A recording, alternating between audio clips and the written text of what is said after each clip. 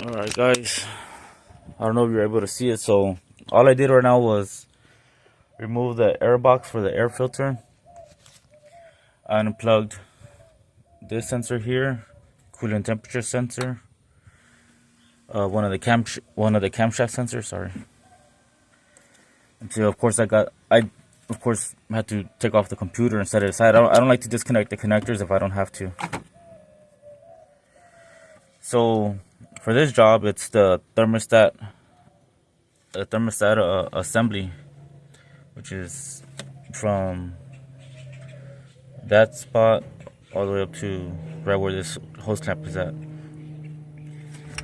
And they're fairly easy. I just want to make this video for the guys that have never done it, or people who have never done it and want to give it a try. See, so there you go. It's all right there. Main thing is just to get some space, some room, get some access. So yeah. Now one of the things I'm gonna give a small attention to is right away this connector has like some cruddy stuff in there. See it? And even at that pin, it looks pretty bad. It's a capacitor. It helps the ignition system, I think. I can't remember the details on that one, but I just know it's a capacitor. All the Dodge, Chryslers, Jeeps, they all have it. Maybe even Fords. I was gonna try to take the air duct down to the throttle body off, but really, I can just set it aside. Maybe just, move it aside a little bit. I already have enough space pretty much to take off the hoses. I like to just give myself enough room. So right now my next step, is to take off the hoses. You can either drain the coolant from the bottom of the radiator, which I might do. I haven't made up my mind yet. Sometimes I like to just put a few pans underneath, take off these bolts and just let it drain wherever, but it does make a little bit of a mess. Nothing bad though. So I think I'm just gonna try to do the drain cock if I can.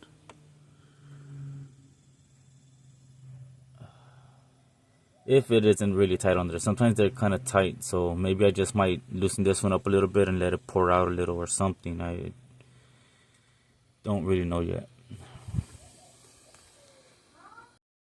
I gave it a attempt with the drain plug, and I'll be honest, man, that thing's in a very tight spot, and I didn't feel like BSing with that thing.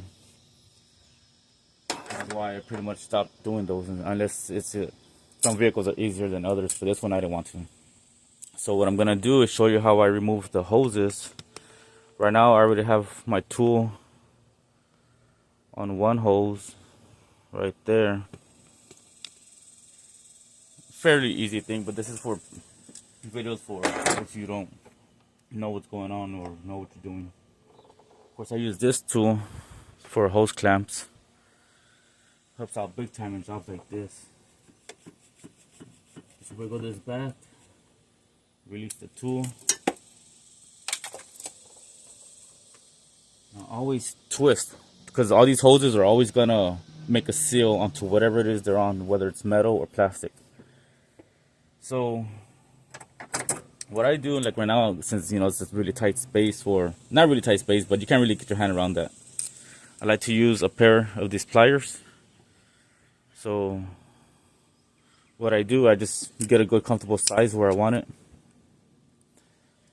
and just, there you go.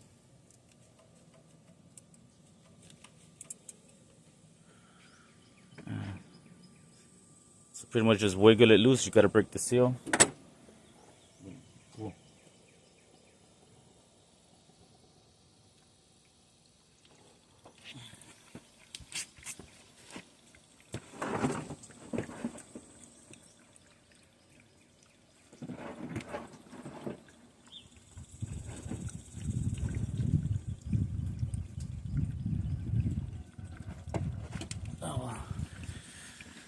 You're probably thinking, okay, he's letting it pour out, but I already have a drain pan down there.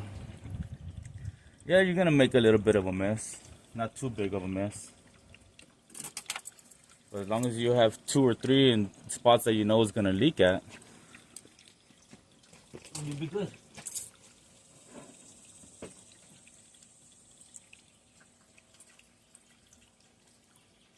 And I guarantee you it's a lot less BS than dealing with those damn drain plugs that just get in the way, want to give you a hard time, they're in tight spots, just all that stuff.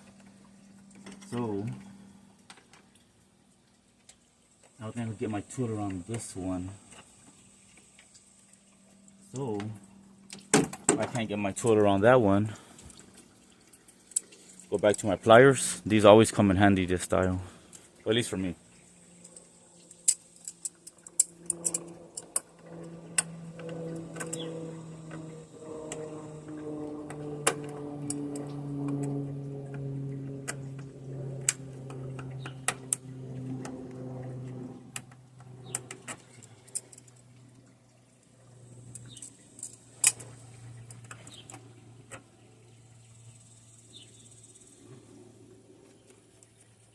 I like to wiggle it because it helps walk it back again. Now usually when I use the pliers, this is one thing that I've caught on to, but for if you don't know. Of course, you got the big jaw, you got the little jaw. The little jaw is the direction you want to go when you're breaking it loose. For one, the way the teeth are angled, and that's the little jaw is that I've noticed is the strong side. So you don't want to put the pliers on there and then go up. No, you want to work your way to the little jaw side. So same thing again, just wiggle it loose, make sure the seal is broke. And actually I do 2 spots. One thing I've noticed, right where the hose connects, there, there's usually a fatter part that helps the hose stay on there, and that helps the clamp stay on there, and for the hose not to pop off. That part also seals. So usually I go around like the neck area of where the hose is actually sitting on, and then I break the seal of where that fatter part is at. I don't know the exact name for it, but usually that's where it hangs on also.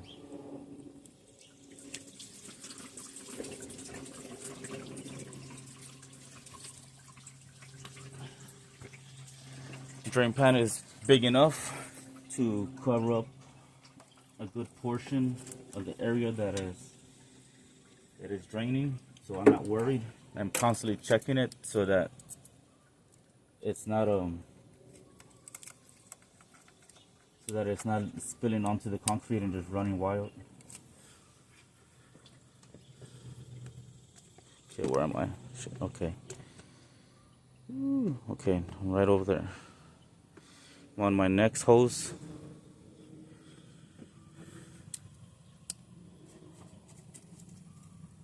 Get the clamp loose. They also like to stick. Wiggle it, break it loose, walk it back. Get our pliers again. And you want like a comfortable grip. You don't want your pliers like being weighed out wide. Your hand can't fit around it. So just adjust them. So you don't want to squeeze and break everything or tear up the hose. You just want to break that seal.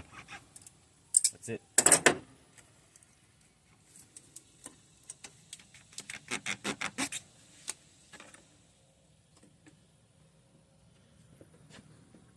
Okay.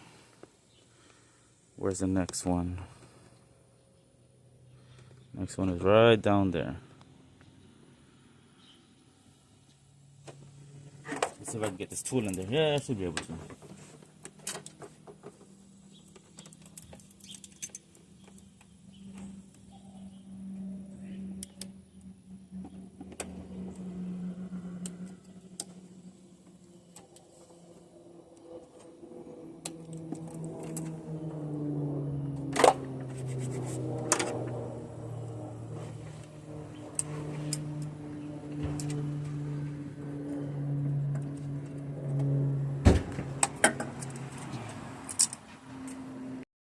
Okay, now the hoses are disconnected, and now I just have a few bolts to remove off the thermostat assembly.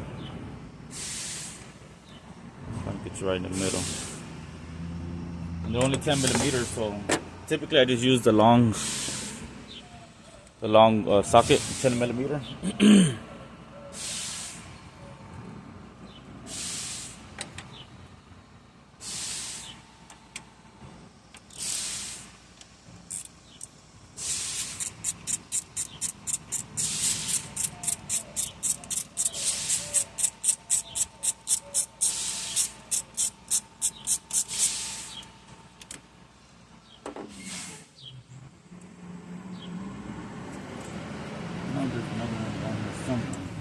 Better not be hiding from me. It gives me a hard time.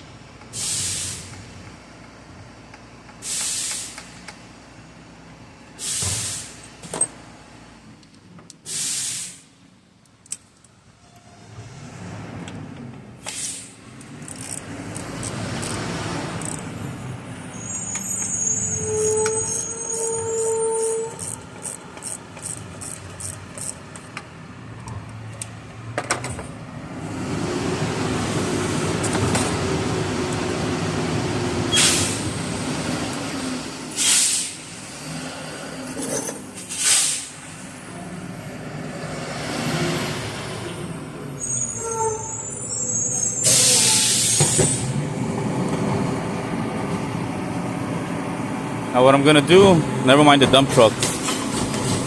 There's only 3 bolts holding this one on. I thought there was a 4th. There's only 3, so I left one on because I like to just break the seal, let all the coolant flow out, and then remove it.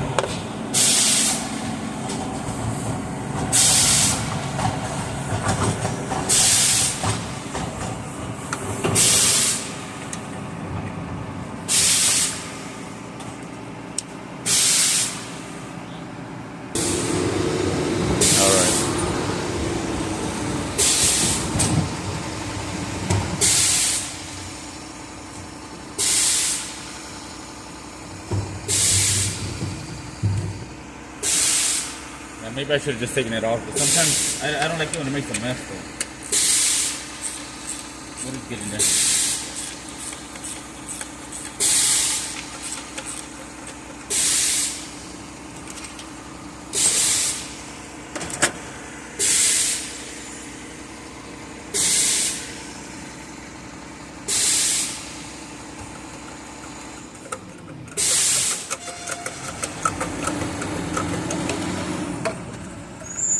There you go. 1, 2, 3. 1, 2, 3. Damn, did I get that in there? Okay. So like I was saying, maybe I didn't see. It's 3 bolts. 1, 2, 3. Some of them you might have a 4th one at the bottom, but this one didn't. And you gotta wiggle it also because there's an O-ring here, which is. Let me see if I can. Which is right down there. So that's why it doesn't easily just pop off if you're curious. Luckily the one we got comes with the new O-ring. Usually, sometimes they don't. So, just pop off the O-ring, clean up the surface.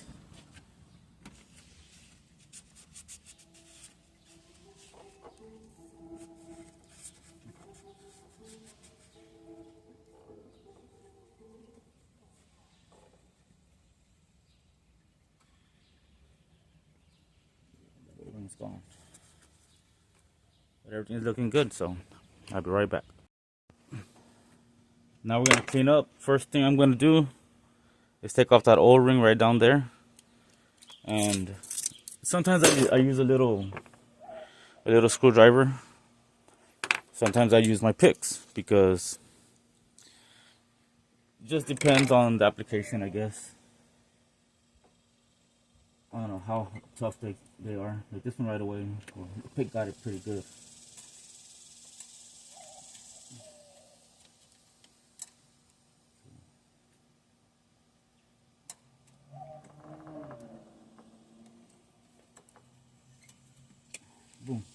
That one was easy. Well, like I always say, with the right tool, because that little pick right there will help out big time.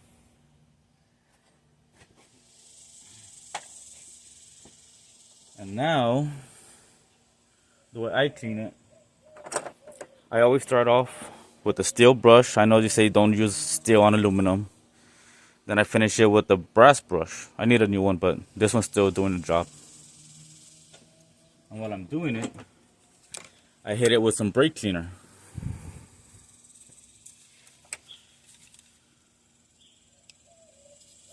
And I always tell people it's like doing body work on a car. The better you can prep it, the better your work's gonna come out.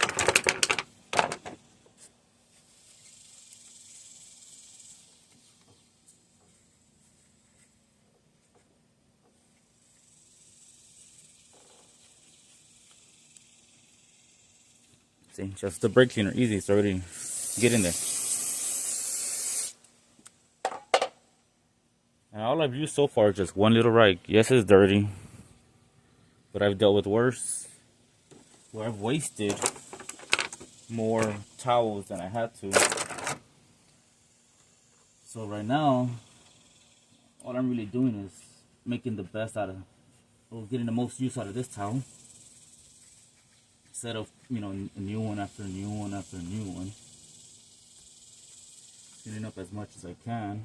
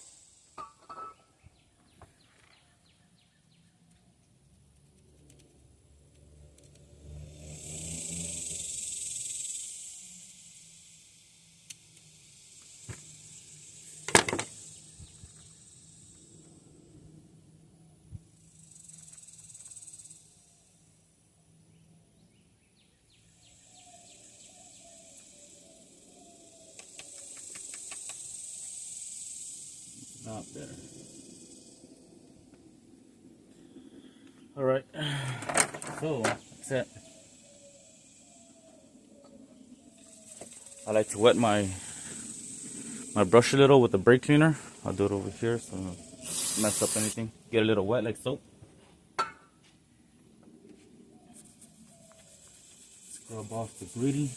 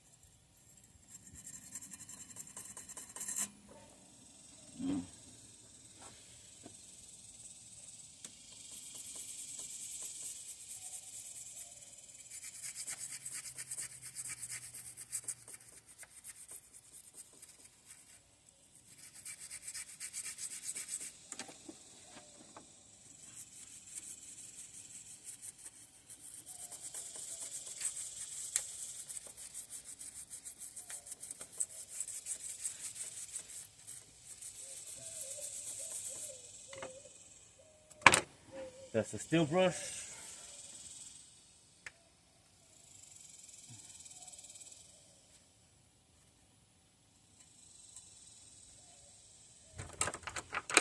Now, hit it with the brass brush. Again, put a little bit of brake cleaner on the brush. So it works kind of like soap. You do the same thing. Now you're smoothing it out. You know, like I said, like body work. You're just going finer.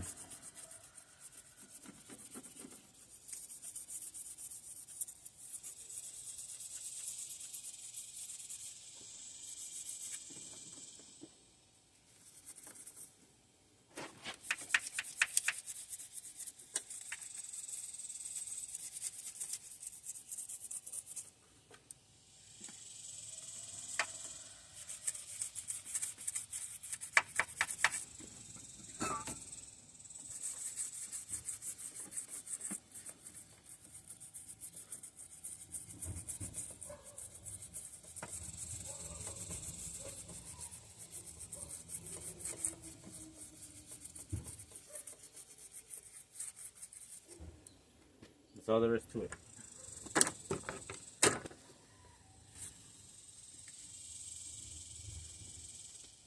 So I got rid of my dirty rag. Now, what I like to do,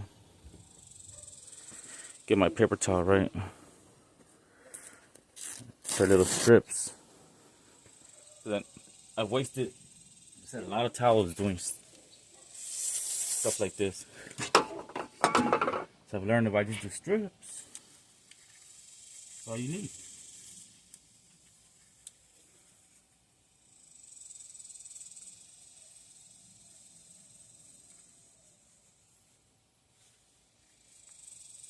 Boom, surface clean. It's a lot better than before.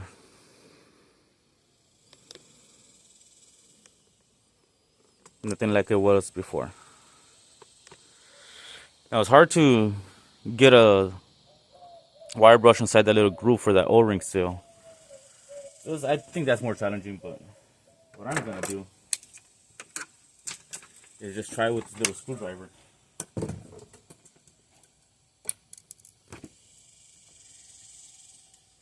At least to get the majority off.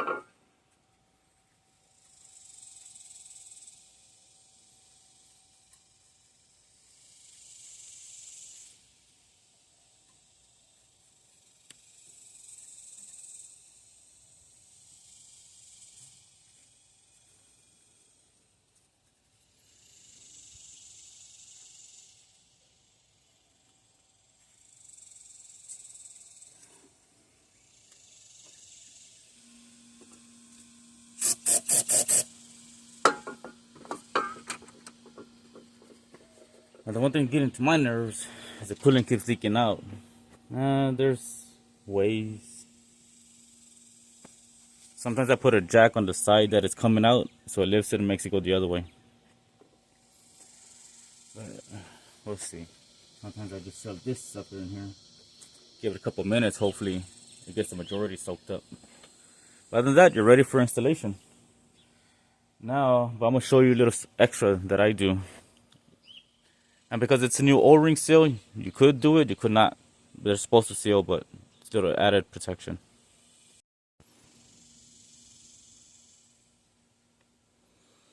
Okay.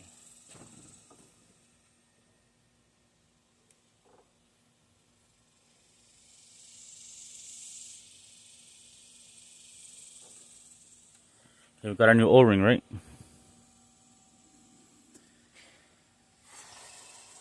First, of course, put it on. Where's the new part? So, of course, the new part, comes with the new thermostat. And this, I guess, the coolant outlet. Both already have seals. I don't worry about those too much, although you could do what I'm about to show you, but I prefer to do it to where the O-ring goes to. Because for some reason, well, the O-ring is going to be tight. That's going to be a given. Sometimes you could put a little bit of lube, but it all depends on what lube you're using. Me, I like to put a little bit of silicone on it. And you're probably wondering, well, why? It's got an O-ring, right? Yes, but you don't want a leak happening. You don't want to do all this work and like a month later, that O-ring doesn't work too well. Or you rolled it, or you pinched it or something. Or just found a way out. All because of that.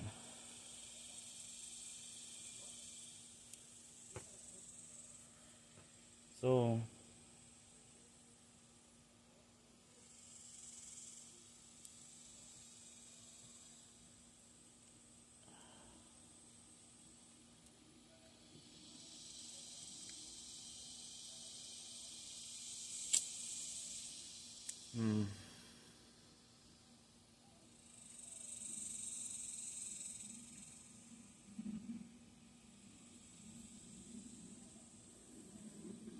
I just put a little bit of, where am I at? A little bit of silicone. Right now I'm using ultra gray. We could use ultra black. I prefer, on this simple application, ultra gray.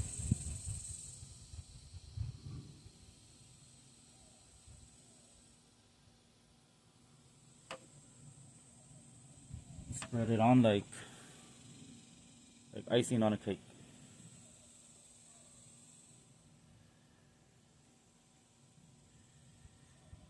I like to be as neat as I can with it.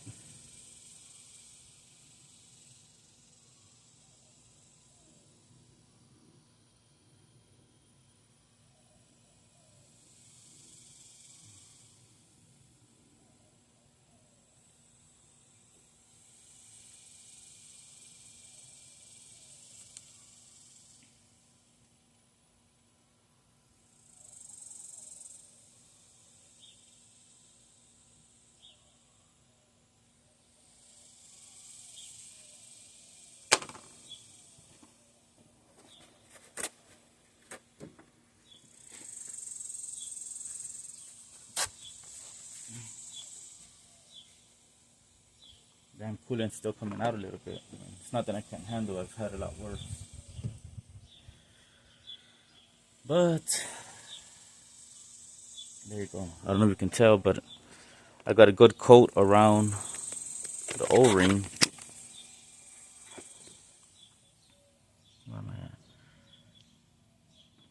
You really don't want to make a big mess or anything. And there's areas you can't see, but you just gotta use your brain on this.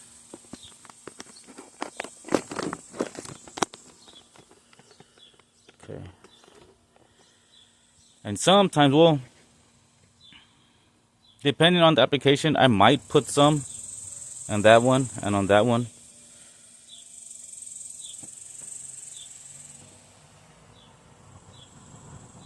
But for this one, I'm not. Although my better judgment tells me that I should.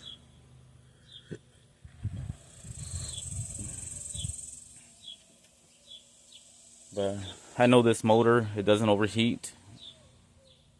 I've seen other motors less taken care of, and those are the ones that are gonna give you troubles. But this one, no. So, there we go.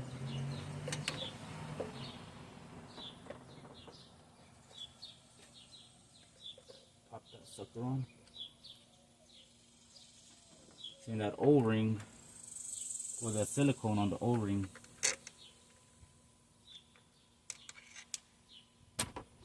Also helps it, like lube, slide right in.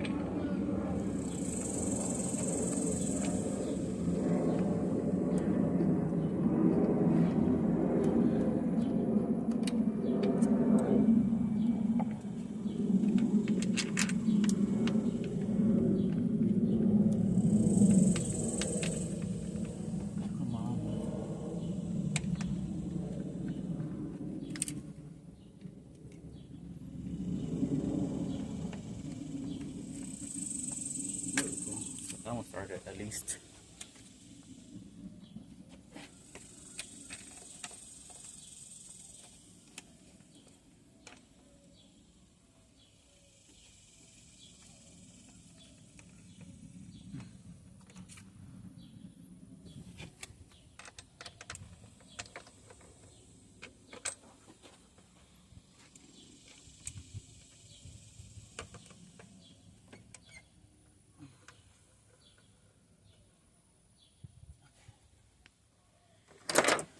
Got the bolts started by hand, all three of them.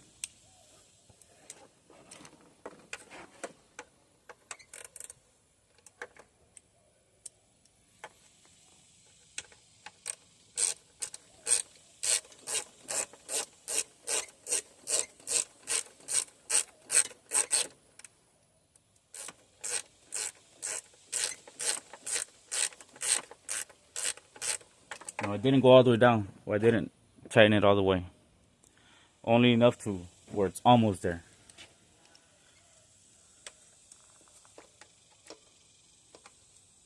Only because we're going to need a little bit of wiggle room.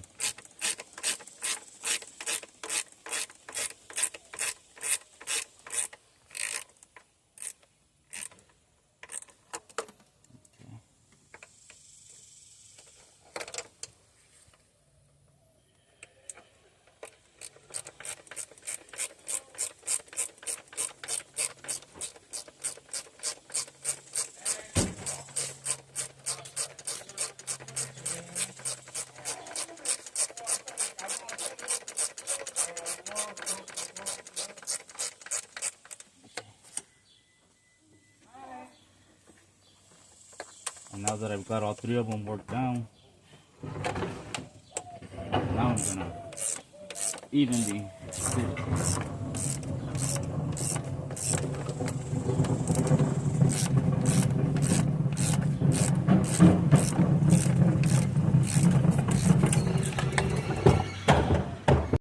Back together. I was trying to explain, but had a little interruptions. Like I said, there's only three bolts. Don't tighten them down all the way, each one. You want to jump around until you're getting closer. You'll feel it work its way in. And right when you know each bolt is seated all the way down, you want to give a little extra, not too much, because that plastic will break. And the rest is the way you took it off.